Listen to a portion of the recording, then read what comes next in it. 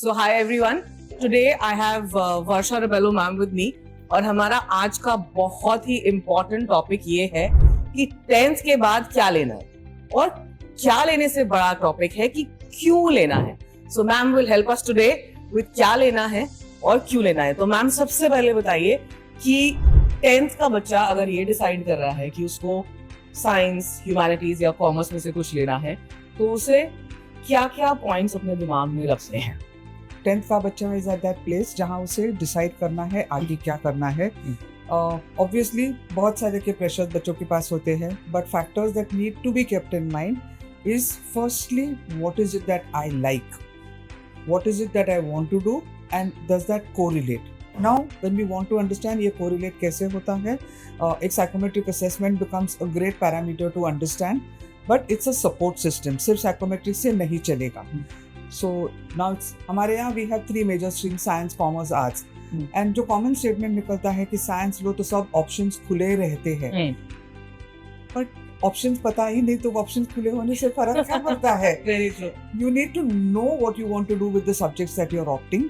So science से outcome क्या हो सकते हैं, कॉमर्स से आउटकम्स क्या हो सकते हैं, सिमिलरली ह्यूमैनिटीज से आउटकम क्या हो सकते हैं. Which I would like to highlight कि ह्यूमैनिटीज से ऑप्शंस आर अमेजिंग. हमारा जो माइंडसेट कहता है कि ह्यूमैनिटीज में कुछ नहीं होता is a total misconception. The options in humanities are far more exciting and amazing than science also at some point of time. But क्या मुझे वो पसंद है ये समझना जरूरी है. So of course psychometric हुआ, उसके बाद we need to reach out to some person who can guide us with that.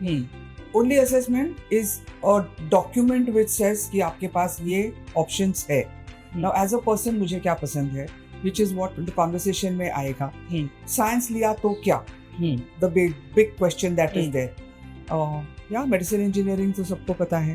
Subjects क्या है, PCM, PCB. Now an important thing, optional subjects क्या लेना है, which the boards are offering you बहुत बड़ा रेंज ऑफ ऑप्शनल सब्जेक्ट्स. हम select क्या करते हैं, जो सबसे इजी लगता है. May not be really easy when you say easy लगता है. मैथ्स और ज्योग्राफी, मैथ्स और इकोनॉमिक्स, सोचा है इससे क्या क्या करियर निकल सकते हैं. So please look at all the options that are there, understand इससे क्या हो सकता है. आजकल के बहुत सारे बच्चे जो इंजीनियरिंग करना चाहते हैं साइकोलॉजी ले रहे हैं एज एन ऑप्शनल सब्जेक्ट. सोचो क्यों कर रहे हैं.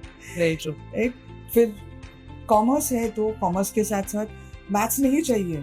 I understand maths may be difficult, but the options with commerce, with mathematics are many, and you can study mathematics. एक सब्जेक्ट है जो हम पढ़ के अच्छा कर सकते हैं. Not that without maths options नहीं है, उतने ही options है. इनफैक्ट आप CA भी बन सकते हो अगर आपने मैथ्स नहीं लिया 11th-12th में. So जरूरी नहीं कि मैथ्स है, पर ऑप्शंस के लिए अच्छे.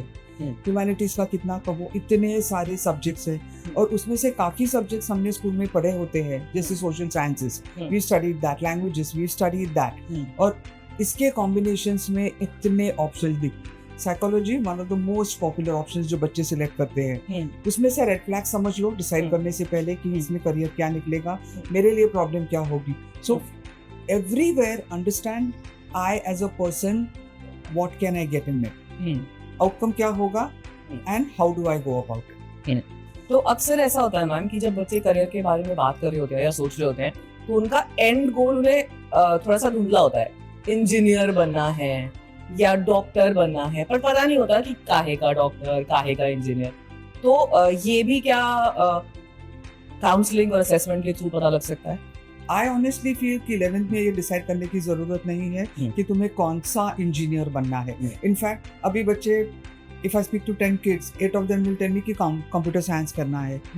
एंड रियली आपको दिख रहा है कि 6 साल बाद कंप्यूटर साइंस रहेगा या would have evolved into some other space.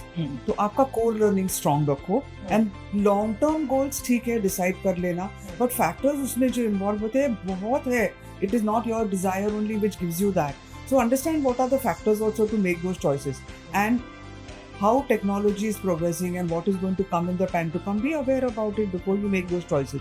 मेरे ख्याल से 11th में इतने डेप्थ में डिसाइड करने की ज़रूरत नहीं होती है. 11th में सब्जेक्ट्स डिसाइड करो, कोर्स डिसाइड करो, अच्छे इंस्टीट्यूट्स के लिए तैयारी करो so that you can get into it. Great. Thank you so much. And I'll try and keep getting Varsha ma'am back at various points. Thank you so much for listening.